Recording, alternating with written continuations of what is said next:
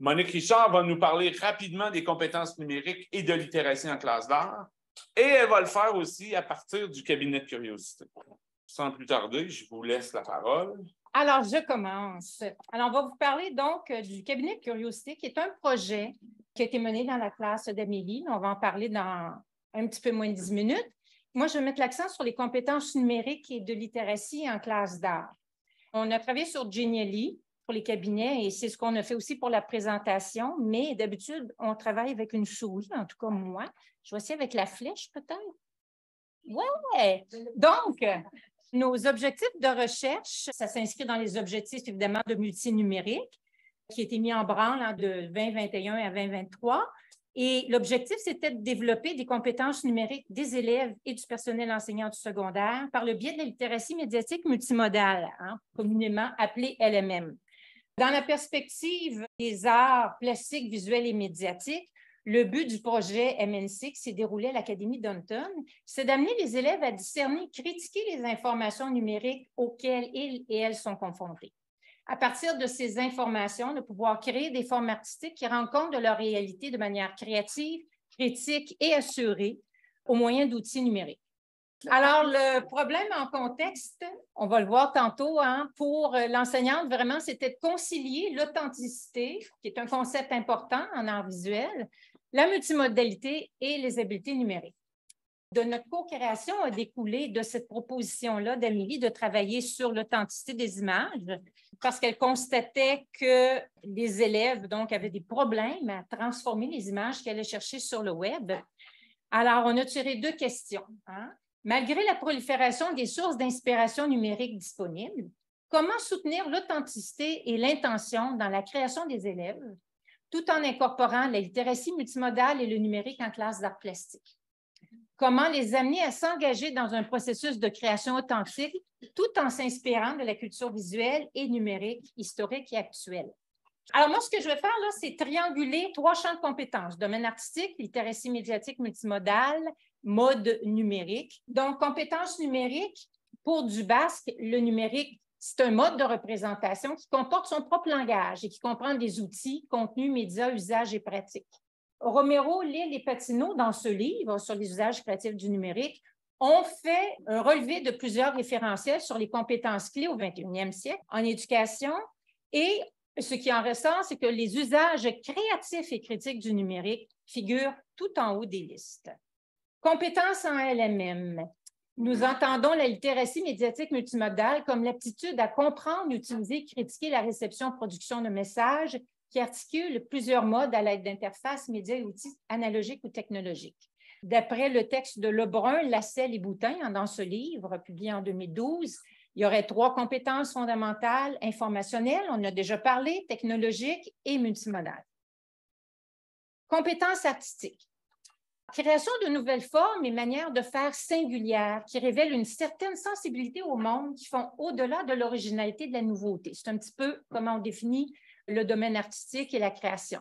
Ce domaine puise à diverses sources de référence tout en les détournant pour appuyer une intention artistique comme processus d'ajustement continu d'expression d'un point de vue sensible, selon Hilaire Régui. Selon l'intention artistique, ça, c'est un autre concept important qu'Amélie voulait aussi mettre de l'avant avec ses élèves, qui puissent vraiment cerner l'intention dans leur production artistique. On peut dire que copie, emprunt et canular ne sont plus des faux et peuvent devenir de l'art, selon Davis. D'où l'importance de la réflexion critique sur leurs implications culturelles et politiques. J'ai essayé de faire un tableau des compétences. C'était une demande de MNC, de Jean-François. Et je ne vous lirai pas tout ça. Il sera disponible à un moment donné. Tableau où il y a les compétences artistiques, les compétences LMM et les compétences numériques. Ce qu'il y a de particulier dans les compétences artistiques, dans le programme, on nous dit qu'il faut créer des images personnelles. Là-dedans, un des critère important qui est évalué d'ailleurs, c'est l'authenticité, c'est-à-dire que l'image soit personnelle à l'élève. On a aussi une autre compétence qui est de créer des images médiatiques. Alors là, on peut créer des messages en fonction d'un public. Chose intéressante, rarement on croise les deux. Et ça, c'est un beau champ d'investigation. Il y a aussi une compétence en art dans les 4 disciplines, dans les programmes québécois, qui est celle d'interpréter des œuvres d'art. Mais au sens où on a recréé en musique. On joue une partition ou en danse, on refait une danse chorégraphiée. Il y a une étudiante, une étudiante non, elle a terminé son doctorat, qui a travaillé là-dessus aussi pour les arts plastiques, comment intégrer la compétence à interpréter. Donc, s'approprier des œuvres de façon éthique. Et il y a la compétence appréciée des images. Donc, vous voyez qu'on peut faire des liens entre la réception avec l'appréciation des images, la production en elle-même, la création de messages multimodaux, parce que les arts, en définition, sont assez multimodaux. C'est rare qu'on va utiliser juste un mode dans une production artistique, surtout dans le contexte des productions actuelles. Les compétences numériques sont pas innombrables, mais il y en a un grand nombre. Je ne les lirai pas. Ça, c'est celle du référentiel. Mais les plus importants, c'est qu'on produit du contenu. Il y a la compétence éthique qui en fait déjà partie, je n'y reviendrai pas. On développe des habiletés, on exploite le numérique pour l'apprentissage et on innove et fait preuve de créativité. J'ai mis innover en braquette parce que ce n'est pas notre objectif tout à fait en art d'innover. On essaie d'aller au-delà de la créativité. Alors, la curiosité, c'est devenu un concept important aussi qu'on a exploité parce qu'on travaille sur les cabinets de curiosité. La curiosité, c'est comme le désir d'acquérir de nouvelles informations qui augmente la mémoire. Ici, vous avez la gravure d'un cabinet de curiosité de 1655 attribué à Ole Worm, qui était médecin et qui a ramassé toutes sortes de choses. Donc, on voit la représentation dans les cabinets historiques, on les voit par des représentations, sauf des artefacts qui ont été conservés. Ici, c'est le travail d'un artiste, Rosamond Purcell, donc une artiste qui, en 2004, a recréé, elle a interprété le cabinet d'Ole Worm et elle en a fait un cabinet, une installation tridimensionnelle. Il y a un magnifique site que vous pouvez aller visiter qui s'appelle A Room Visited. Il y a des artefacts qui ont été ajoutés, des artefacts plus contemporains aussi. Alors, vous voyez, on en est là aussi dans cette capacité d'interprétation et de transformer d'un média à l'autre. Éclatement, terme du colloque. Donc, comment faire éclater les liens à l'intérieur des compétences et entre les compétences? Alors, je pense qu'au terme de ce projet, on constate, et je cite Jean-François dans un courriel, des liens tangibles, implicites, utopiques et complémentaires. Donc, des compétences complémentaires entre ces trois arrimages-là. Donc, travailler entre les domaines des arts et des compétences, ça nous incite à revoir les langages, à les détourner et les renverser. Donc, la création peut devenir de la co-création analogique, numérique, comme partage des singularités. Donc, on crée aussi et on co-crée ensemble pour partager nos singularités. C'est vraiment une spécificité de la création en art. On recherche la singularité, mais on veut la partager. Passer du mode plus visuel en art plastique, même s'il y a quand même beaucoup de la gestuelle, de la texture, toutes sortes de modes, mais comme une multimodalité sensorielle incarnée. Le numérique, le voir aussi comme une représentation ou un imaginaire de monde hybride, analogique et numérique. Donc, je pense qu'on ne peut pas exclure du numérique les liens avec l'analogique, donc l'hybridité entre les deux. Et l'authenticité, comme donc un jeu de tension entre ce qui est authentique et ce qui est inauthentique dans des jeux d'emprunt et de remix. Voilà, donc je vous quitte sur cette petite image pour cette petite présentation. Et on va passer au prochain, Ginelli, parce que ça s'en vient. On a une autre figure qui s'en vient, qui est celle des multimodalités sensorielles, notre matrice expérientielle qui a déjà des premiers développements, mais sur lesquels on reviendra dans une autre présentation. On va, dans cette deuxième présentation-là, qui est complémentaire, présenter le projet comme tel. Donc, Monique a fait un tour de littérature. Elle nous a parlé d'importants repères conceptuels. Dans cette seconde présentation, on va plus faire la concrétisation, en fait, de ces concepts-là incarnés dans une séquence pédagogique là, pour la réalisation, la création de cabinets de curiosité à l'école secondaire Académie Dunton avec Amélie Bernard. Je vais peut-être quand même réitérer un petit peu c'est quoi la problématique. C'est comme Amélie a été questionnée sur des problématiques de l'usage du numérique dans l'enseignement et dans la création chez les élèves. Et donc, avec un constat d'un constant accès aux ressources dans Internet, les élèves ont tendance à recopier intégralement les contenus qu'ils vont dénicher dans l'Internet plutôt que de se les réapproprier de façon authentique, de façon personnelle. Donc, à travers ce questionnement-là, est venue l'idée à Amélie de développer un cabinet de curiosité avec ses élèves de 5e secondaire. Donc, je te laisse la parole. Donc, Amélie Bernard, enseignante en arts plastiques à l'Académie Dunton, qui est une école publique de l'Est de Montréal.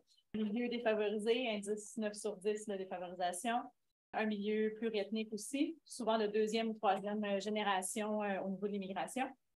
Donc, une petite école. Cette année, on est 620 élèves. Donc, c'est une petite école, malgré que ce soit à Montréal et une école secondaire. Donc, on a choisi justement une classe de secondaire 5 pour la fréquence à laquelle je voyais les élèves. 6 périodes sur 9 jours, donc c'est quand même appréciable. C'est un petit groupe, là, bien petit, 24 élèves. J'ai pu avoir le soutien d'une très grande équipe quand même là, pour ce projet-là, donc Monique et Marie-Pierre. Et on a eu aussi une artiste en résidence. On a eu une artiste qui a été invitée aussi pour travailler le son. Eleonora aussi avait travaillé et Nathalie Lasselle aussi pour soutenir, en fait, surtout au niveau du texte, au niveau des concepts. Donc, au niveau des ressources, en fait, on a travaillé à l'école, on a des chariots. Donc, chariots de portable, chariots d'iPad. Les élèves avaient accès à leur téléphone aussi. On a soulevé tout à l'heure un petit peu l'espèce de combat entre l'interdiction et l'autorisation. Donc, nous, on a une autorisation pour des fins pédagogiques. Donc, en classe, les élèves peuvent avoir leur téléphone pour des fins pédagogiques, mais toute autre utilisation est découragée, je vais dire ça comme ça. Les chariots, on doit les réserver, évidemment. On a travaillé avec plusieurs outils en ligne, donc Teams pour la remise des projets. On a travaillé aussi avec Wakelet pour colliger un petit peu les idées des élèves, surtout pour une activité en particulier dont on va parler tout à l'heure. Application Genially, donc pour ceux qui ne connaissent pas, en fait, c'est ce qu'on utilise pour faire notre présentation aujourd'hui. C'est un peu type PowerPoint, accessible en ligne. Ça peut faire office aussi de mini site web. Donc, on a décidé d'utiliser ça comme cabinet de curiosité virtuel. Différentes applications, donc Pixlr, Audacity pour le son. Comme j'ai mentionné, vous avez accès à leur téléphone. On a co-créé, en fait, on a planifié différentes séquences pédagogiques. Le cabinet de curiosité, en fait, c'était sur toute l'année. Donc, les élèves avaient une thématique personnelle qu'ils devaient explorer à travers leur cabinet de curiosité. Donc, chaque projet que je proposais devait avoir la thématique personnelle de l'élève. Donc, ils devaient trouver un lien entre ce que je leur proposais comme projet et leur cabinet de curiosité pour pouvoir avoir justement une collection, en fait, de différents projets pour leur cabinet de curiosité. Donc, on a choisi différents projets là, en art pour qu'ils puissent s'insérer là-dedans. Des fois, c'était assez large, puis d'autres fois, c'était très, très dirigé. Par exemple, un dessin d'un soulier. Donc, ils devaient trouver un soulier qui avait un lien avec leur cabinet de curiosité, ce qui n'est pas nécessairement évident. Mais la plupart ont vraiment réussi à trouver. Puis, c'est là que l'importance du cabinet, de l'explication, de la justification, il fallait le faire parce que juste en sachant le sujet du cabinet et en voyant le soulier, ce n'est pas toujours évident, mais avec l'explication, ça amenait vraiment une richesse au choix de l'élève. Ça, c'est un extrait de la séquence, parce que je pense qu'elle a 3-4 pages. Il y en a eu des activités. Donc, 4 séquences entrecroisées, oui. Donc, exploration du cabinet de curiosité. Monique est venue en classe pour expliquer qu'est-ce qu'un cabinet de curiosité, décortiquer qu'est-ce qu'un cabinet, qu'est-ce que la curiosité. On a exploré aussi, on a fait des associations de mots, on a travaillé aussi les antithèses. Ça, c'est quand même un exercice assez intéressant. Production de diverses techniques, donc ça a été tous les projets artistiques durant l'année. Des missions immersives, c'est-à-dire ça a été de la photographie. Donc, Marie-Pierre est venue en classe donner un petit atelier sur la photo, la prise de vue, comment on organise une photo, la composition. Et les élèves sont partis dans l'école avec des missions. Donc, aller chercher des endroits qui étaient curieux, des sons qui étaient curieux. Ça a été assez intéressant là, de jumeler justement la terminologie de curiosité avec ce qu'eux allaient rechercher comme image. Et le montage de l'exposition, en fait, il y a eu le montage du cabinet, c'est un dispositif de présentation. Et j'ai la chance d'avoir une exposition à chaque fin d'année à la Maison de la Culture Mercier, qui est tout près de l'école. Donc, on a pu exposer le travail des élèves avec tout le reste. Et là, on est dans le carnet de traces. L'année passée, j'ai fait faire un carnet de traces. Donc, on a vu un petit peu comment coudre des feuillets. On a collé ça, on a tout fait pour colliger, en fait, les idées des élèves. Tout ce qui était croquis, cartes d'idées, ça peut être un collage aussi, ont été mis là-dedans, certains exercices aussi. Différents procédés, donc Blackhand Poésie, qui consiste en fait à venir raturer ou noircir des extraits d'un texte pour faire ressortir une phrase ou des mots. Puis au niveau visuel, on a vraiment quelque chose d'intéressant parce que ça peut être très abstrait comme ça peut être plus figuratif. Et j'ai travaillé aussi le blason, donc il y a quelques élèves qui ont ajouté du texte également, comme si je regarde un peu là. S'informer, apprécier, critiquer en contexte numérique. Moi, je suis venue à l'école, j'ai suivi là, régulièrement, j'aimais ça être là tout le temps. J'ai préparé un prédit. On ne savait pas encore quelle application on prendrait. Donc, moi, j'ai travaillé sur un prédit et c'est devenu une espèce de métacabinet pour, vous allez voir tantôt le métacabinet d'Amélie aussi, pour ramasser toutes les ressources. Alors, bon, on ne naviguera pas dedans parce que c'est trop long. On va juste pointer. Donc, entre autres, Amélie parlait tantôt de l'exercice, hein? Donc, l'oxymore, le fameux oxymore, c'est que j'ai demandé aux élèves, donnez-moi les synonymes de la curiosité. Faites une liste. Ensuite, faites une liste des antonymes. Là, mélangez-les ensemble, on va créer un oxymore. Les élèves, je pense, ont aimé ce genre d'activité-là. Donc, par exemple, curiosité ordinaire. Donc, il y a eu toutes sortes de choses qui sont sorties. Alors, il y avait donc des exercices qui étaient intégrés à l'intérieur du cabinet. Il y avait évidemment des images historiques là, des différents cabinets. Vous avez vu tantôt hein, les images du cabinet, ce que j'ai présenté dans le premier 10 minutes. Le cabinet d'Ole Worm faisait partie aussi de ce prédit-là. On a aussi travaillé la recherche documentaire. Il y a quelques périodes qui ont été présentées à la réalisation d'une recherche, donc suivant des étapes définies avec des moyens, des outils qui ont été créés spécialement pour aider les élèves du côté informatif et aussi du côté éthique, droit d'auteur. L'idée, c'était d'aider les élèves à approfondir leur sujet, aussi aller chercher des sources fiables, à être capable de les citer convenablement, à dénicher des images libres de droit et à investir de nouvelles idées ou concepts dans leur projet de création. Un des exercices à faire, ils devaient trouver 2 médias de référence liés à leur thème, le thème pour leur cabinet, noter la source, donc il y avait toutes les indications, qu'est-ce que comporte une source, et déposer l'exercice sur le Wakelet.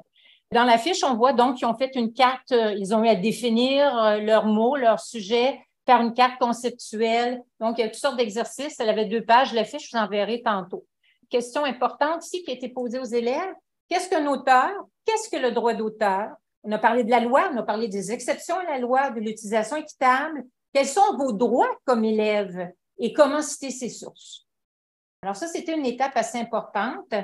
On a aussi présenté des Ginelli, Marie-Pierre et moi, sur différents sujets, entre autres pour l'appréciation. Donc, on montrait des œuvres d'art, mais aussi des productions tirées des médias, donc des collections de cartes à jouer. Donc, il y avait un Ginelli qui était sur la collection, parce que les élèves, un des exercices qu'ils avaient à faire, c'était de monter leur collection à partir de leur thème.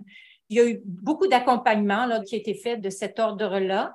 Et aussi de voir les différents dispositifs. Hein, ici, vous avez juste une idée avec les valises, comment on peut présenter une collection de façon un peu différente. Alors, si je vous montre vous allez remarquer tantôt les images, il y en a qui sont à plat et il y en a qui ont un petit relief avec un ombrage et un cadre, un peu comme un iPad.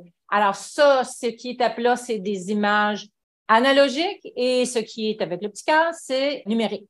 Donc, on a des extraits de 2 journaux où on voit une élève qui a choisi de collectionner des papiers curieux. Donc, elle faisait ça quand elle était petite et elle a décidé de continuer et elle a collé ça donc sur des pages qu'elle a ensuite numérisées pour mettre dans son cabinet. Une autre élève ici, j'ai décidé de présenter 13 cristaux et un bracelet perlé que j'ai placé d'une façon à former un croissant de lune. On appelle l'utilisation des vertus des cristaux pour apporter des soins la lithothérapie. C'est un petit extrait du texte qu'elle a composé pour accompagner son cabinet. Stimuler la curiosité par l'usage du numérique. Bien sûr, le projet avait une importante composante numérique. Là. Amélie, en début d'année, a plutôt exploré les techniques analogiques comme elle l'a présenté. Au mois de janvier, les élèves, on avait statué sur l'utilisation de Geniali comme application pour assembler leur cabinet de curiosité. Donc, les élèves ont eu une formation par un partenaire communautaire, Cybercap. Et donc, à partir de là, ça les a orientés sur les possibilités de ce qu'il y avait à intégrer et comment ils allaient intégrer leur production dans Geniali. Donc, les possibilités visuelles, sonores, graphiques, textuelles pour assembler leur cabinet, assembler leur production. Donc, après ça, par la suite, on est intervenus, Monique et moi et Amélie, pour leur présenter des activités pédagogiques qui intégraient davantage le numérique. Une des activités qu'on a fait, c'est notamment l'usage de la photographie numérique. Donc, on parlait d'appréciation tout à l'heure. Donc, l'importance de comprendre le langage photographique, le langage visuel. Donc, on a fait de l'appréciation esthétique de photographies de diverses époques. Et ensuite, les élèves ont été appelés à découvrir ou redécouvrir leur milieu scolaire en ayant des petites missions, des consignes où ils devaient trouver des détails curieux. Donc, l'idée de l'objet de collection, un coin curieux, donc relié à l'espace et un son curieux. Donc, comment je photographie un son curieux? Donc, c'était l'idée de travailler la complémentarité sonore et visuelle. Dans un autre temps, on a eu la grande chance d'avoir l'artiste Anne-Françoise Jacques, qui est une artiste en art sonore montréalaise, qui est venue travailler sur la sonorité des objets. Donc, au-delà de faire de la musique, on est allé sonoriser les objets, des objets insolites. On a texturisé au niveau sonore les objets. Donc, on a un petit extrait ici de... Oui, il y a trop de... Donc, l'élève était en train d'essayer de voir comment réagissait un bâton dans l'eau. Oui, attends une seconde. Il y a juste trop de jus. Le son n'est pas très fort, mais c'est le micro vient amplifier. Ah, yes. C'est méga. Tu me dis quand j'enregistre. C'est pas de l'eau qui coule, C'est pas comme ça, hein? Frottement du bâton dans l'eau. Donc, c'est assez spécial, hein? C'est difficile à expliquer. Mais on est vraiment dans la sonorité, on n'est pas du tout dans le son qu'on entend quand on cogne, par exemple. Comme ça. Oh, c'est fait bien. Vas-y, voir. Ah, yes. C'est méga. Voilà. Et à titre de synthèse, si on veut, du projet, on a travaillé le concept de remix. Monique a parlé de ce concept-là dans sa présentation, mais comment on peut, à partir d'une création qu'on a déjà faite, la remixer, la transformer. On a proposé aux élèves de travailler le collage et le remix, soit sous forme analogique ou numérique, ou les deux. Donc, ils ont été invités à transformer une création qu'ils avaient déjà réalisée au moyen du collage numérique ou du collage analogique. Au niveau du cabinet Curiosité, donc comme j'ai mentionné, ils utilisaient Genially. Donc, on a eu la collaboration de Cybercam qui est venue en place pour présenter l'outil, comment on l'utilise, comment on vient insérer des images, insérer du texte. Donc, ça a été un autre soutien que j'ai pu avoir. C'était offert à l'école. Et chaque élève avait son propre cabinet Curiosité, donc sa propre présentation. Et moi, ensuite, j'ai comme ramassé tout ça pour faire, comme Monique mentionnait, un méta-cabinet dans lequel tous les autres cabinets venaient s'insérer.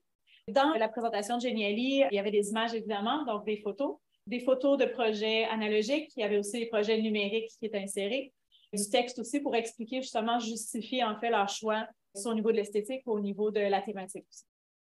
Durant l'exposition, on a eu un dispositif de présentation, une tablette sur laquelle la présentation était affichée et les personnes pouvaient venir naviguer d'un cabinet à l'autre. Les élèves ont quand même bien travaillé parce que Genially, c'est pas linéaire. C'est-à-dire qu'on peut partir d'un menu, aller quelque part, mais là, il faut penser que si je veux revenir au menu, il faut mettre un bouton et tout ça. Donc, il y a quand même beaucoup de travail, mais c'est relativement intuitif. Et c'est l'avantage de Genially, ils ont des boutons qu'on peut insérer et assigner une fonction. Donc, ça se faisait assez bien. On va essayer de parler succinctement de l'analyse, de l'interprétation du cabinet de Curiosité qu'on a entamé à la fin de la deuxième année, en fait. Et on a analysé plus profondément 2 cabinets qu'on va vous présenter aujourd'hui succinctement aussi. Juste l'idée là, de se dire que, en fait, les cabinets croisaient vraiment la compétence multimodale et la compétence numérique. On le voit dans les pages de titres. Certains élèves ont utilisé des pages de titres qui existaient déjà. Donc, des modèles de Genially en les personnalisant. D'autres ont vraiment choisi de partir d'une page blanche, si on veut, puis de venir intervenir par l'ajout d'images personnelles ou en remixant des images comme celle-ci.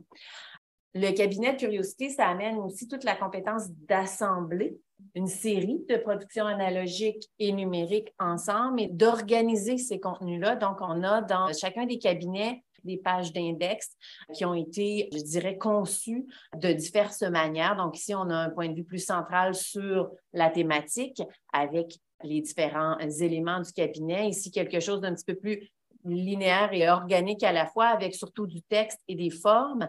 Sinon, une jeune qui a décidé de présenter clairement ses œuvres avec des boutons cliquables sur lesquels on peut cliquer pour aller dans les contenus, ou sinon, clairement, des images, des productions déjà identifiées avec du texte. En fait, ici, on revient sur la carte d'exploration, la fiche documentaire, mais on voulait juste vous montrer, avec des extraits du cabinet, quand même le style. Même s'il y a une page qui a été choisie, on sent le style de l'élève ici qui se dégage par l'imagerie, les formes courbes, etc., et les couleurs choisies. L'autre point important, c'est qu'on voit, ça ici, c'est la fiche documentaire qui a servi à l'élève à développer son sujet, mais aussi à assembler, à choisir comment elle va assembler les éléments de son cabinet. Et on voit, parce que ça fait partie aussi des éléments de notre analyse, et on voit qu'il y a l'utilisation du texte qui est quand même très saillante là, dans chacun des cabinets pour venir mettre l'emphase sur l'intentionnalité. Les intentions des élèves n'étaient pas suffisamment cernées et en cours d'analyse, on s'est rendu compte que finalement, de venir travailler le texte, on le voit ici là, dans plusieurs de ces diapos, de ces sections de cabinet, que le texte a été utilisé pour renforcer le fil conducteur, renforcer l'intentionnalité, expliciter la démarche et les productions. Ça, c'est un autre élève, mais encore, on sent un style personnel et authentique ici. L'élève a vraiment conçu ses pages et on voit le rapport entre le fond, le sujet, avec l'esthétique diesel punk, entre la fiche, qui cette fois est numérique, et quelques images du cabinet. Alors, vous avez ici l'ensemble des 14 pages du cabinet. Il y en a eu des cabinets à 7 pages, il y en a eu des cabinets jusqu'à 30 quelques pages, je pense. Alors, c'est très, très variable aussi au niveau de la quantité du contenu. Ça, c'est la page du cabinet d'Amélie. Donc, quand on clique sur chacune des images, ça nous donne une idée. Là, on peut aller chercher le cabinet du jeune homme qu'on a vu tantôt là, avec le style diesel punk. Pour conclure, disons qu'améliorer le projet, ça se fait parce qu'on a fait des constats et Amélie a dit, moi, je veux refaire le cabinet. J'ai dit, je veux participer avec toi. Ah, moi, j'aimerais ça le faire à l'université avec les étudiants. Ah, on fait un jumelage. Alors, on n'a pas le temps de vous présenter ça, mais ce que vous voyez là, c'est un projet de full image. Donc, avec le phonophone de Vincent, Amélie est en train de travailler là-dessus. En gros, là, j'ai fait le test avec mes secondaires 4. Ça s'insère hyper bien. En fait, c'est de la littératie médiatique multimodale en partant. Donc, moi, l'année prochaine, c'est sûr, je le remets dans mon cabinet Curiosité. Donc, ça a été hyper fertile, moi, la recherche au niveau des idées. Le cabinet Curiosité en soi est déjà hyper fertile, mais je veux continuer dans cette idée-là. Puis, la littératie multimodale, ça va continuer là, dans ma pratique. Puis, pour moi, ça va de soi de poursuivre. En fait. Donc, la deuxième itération, le jumelage, va être présentée le 13 juin 2023 à l'UQAM dans le cadre du 21e séminaire en LMM intitulé « Projet amalgame, créer des liens ». Alors, on conclut avec une dernière image, juste pour dire, vous pourrez lire les conclusions. Donc, je pense que le tableau de compétences nous a permis de constater ce qui a bien fonctionné, ce qui doit être amélioré. Hein, mais on ne reviendra pas là-dessus, on n'a pas le temps. Pour atteindre une certaine authenticité, les résultats démontrent l'importance de susciter la curiosité des élèves à partir de leurs intérêts, de les amener à développer leur intention artistique sur une plus longue période, mais aussi, dans un jeu avec l'inauthenticité, de s'approprier des contenus de façon éthique et de les remixer de façon créative tout en documentant leur processus. Alors, voilà.